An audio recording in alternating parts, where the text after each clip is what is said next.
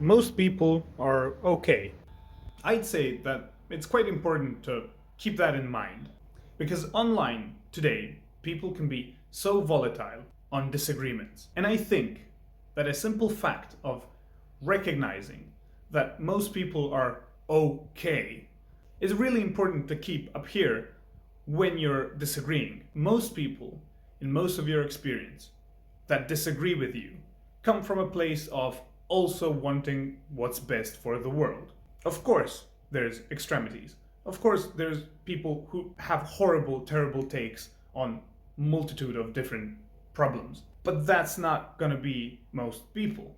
Usually, it's just a guy just having their opinion. No matter is it objectively wrong, chances are that they're genuinely thinking and coming from a positive place of wanting what's best. And of course, since there's multiple vast genuine problems in the world, I know of even for me, of course, sometimes it's really hard to keep cool since whenever a certain set of ideas is being implemented as a law or is being implemented in some sort of societally functional way, it becomes a policy, which means we're now dealing with politics, and that can be volatile.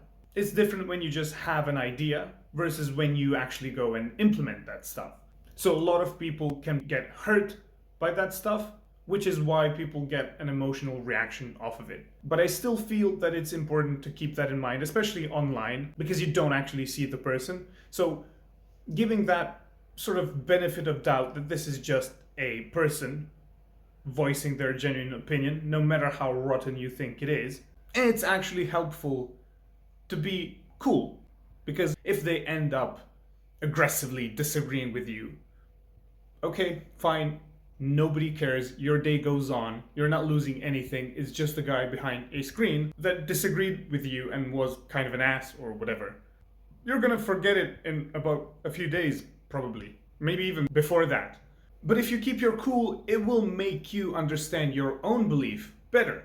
Just the sheer challenge of presenting your disagreement in a cool headed manner helps you understand your views better instead of just having an emotional reaction. And of what?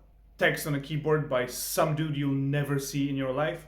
That doesn't matter. And that's a great framework for in person stuff as well.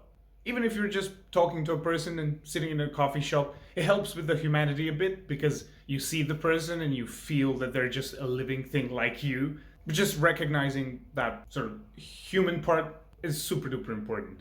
Today, because of the internet, because of all the culture war and everything that's happening, people, I'd say, probably get that gut feeling, get that physical reaction when they hear that they're being disagreed with.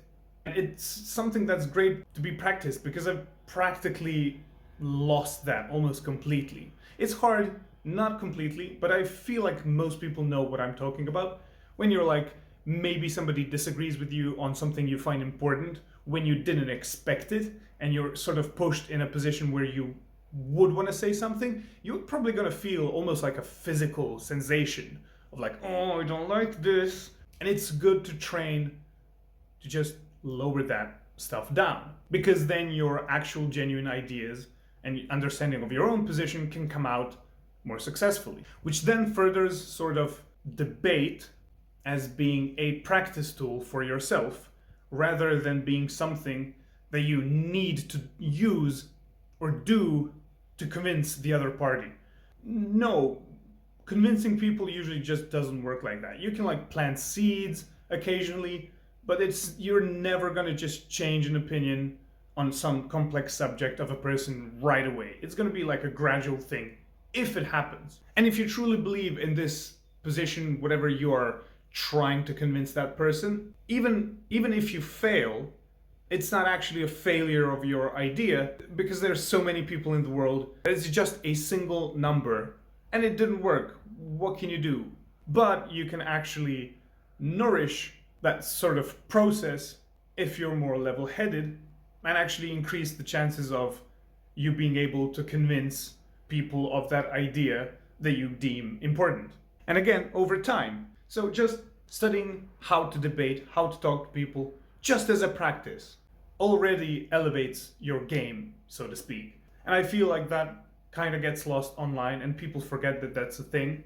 And you don't need to be some sort of elitist philosopher to do that. You just need to be chill, level headed, and practice and learn a bit about like propositional logic or whatever. And you're kind of good to go. And that'd be a great thing, I feel, for people to do just in general. So yeah, if you found this interesting, leave the comments down below, discuss it. Anyways, take care and thanks for watching, guys.